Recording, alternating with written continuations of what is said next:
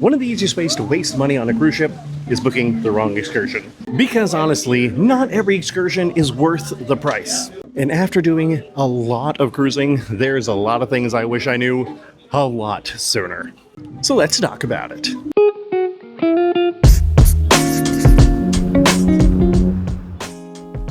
Hey guys, welcome to the Playbook, your guide to theme parks and cruising and making your trip just a little bit more easy and more fun. I'm Sean, and today we are at Animal Kingdom going to talk about excursions and which one is going to be right for you. And what a better place to talk about excursions, because excursions, some are about adventure, some are about relaxation, and some are about just visiting places that you will never be able to go to again. Let's start out talking about where to book excursions and how to do it. So there are a few different ways of booking excursions. One good way and one not so good way, but it'll still get you there.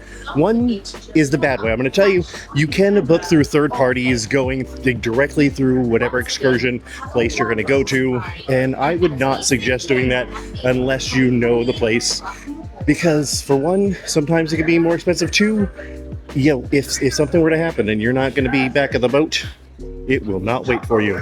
But on the flip side, if you do book your excursion through the cruise line, they will actually wait for you if something were to happen and you were going to be late to the ship. They will wait for you because it is their excursion that you are going on, not a third-party excursion.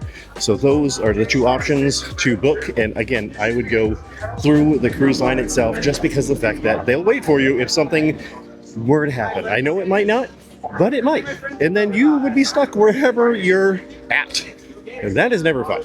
And if you don't know what I'm talking about, look up pier runners on YouTube. It's hilarious, and you might be one if you do the first thing. So let's talk about the different kind of excursions you can take, starting out with relaxing ones. And I mean beach days. I mean going and just relaxing. Like whatever you do, just relax. Sometimes you don't even have to get off the boat to relax.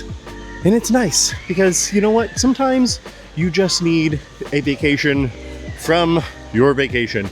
And beach days, those are some relaxing days.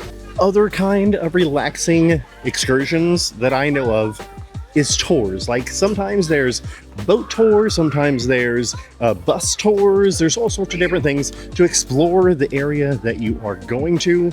And it's really fun doing that because you get to learn so much of the place that you're at. I've done a few of them, and they are some of my favorite excursions that we have done, is just learning about the culture and things like that of the area that we are, because sometimes you're never able to go back again.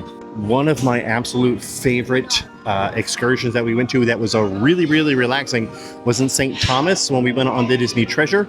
We went on St. Thomas and they had a beach day, but it was a build your own sandcastle day. It was really, really cool. And the things that you got like the things to make sandcastles. And I think they were on Shark Tank, and you could order more if you wanted, but you got your own thing to make a really cool sandcastle, and very, very easy. So if you're in St. Thomas, I highly, and on a Disney cruise, which I think they're only doing Disney excursions, I highly recommend doing that excursion because it was amazing. It was so much fun. The kids had a blast, and the water on the beach, oh my goodness, that area is so beautiful.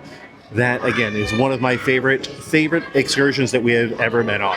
So let's move on to the next kind of excursion, and that is an adventurous excursion. That's like ziplining, parasailing, off-roading, all sorts of different things that you can do that are adventurous and are more thrilling for the crazy people. I don't usually do the adventurous ones. I'm afraid of heights. Except for one thing, and that's parasailing at Castaway Cay. That thing is amazing. If there is just one excursion that you do at Castaway Cay, however you want to say it, do the parasailing, because you have amazing views from in the sky. It's just breathtaking, the views that you get of the ship, of the island, all of it, from like 50 feet in the air, maybe 500 feet in the air. I don't even know. It's really high. and I can do it, and I'm afraid of heights. So are Disney excursions worth it? Our Disney cruise, like going through the cruise line, is it worth it to book? Because it's going to be more expensive. So is it worth the extra price? I would say yes, because you have that security of if something were to happen, you can get a full refund. Booking through other people, you might be, it might be iffy if you're actually going to get a refund or not. If something were to happen, like you wouldn't be able to make it to port or something like that, you might be out of money.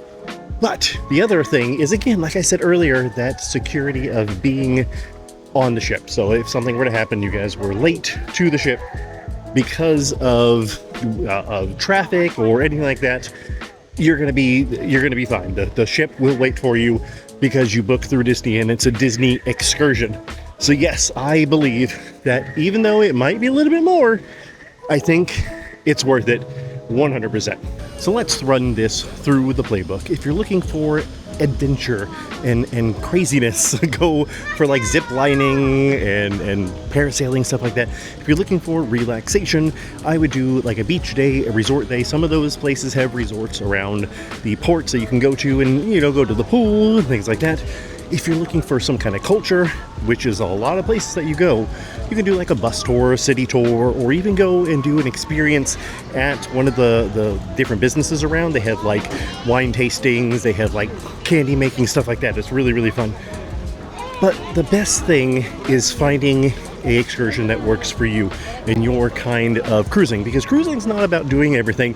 You're not going to be able to do everything, but it's about doing what's fun for you.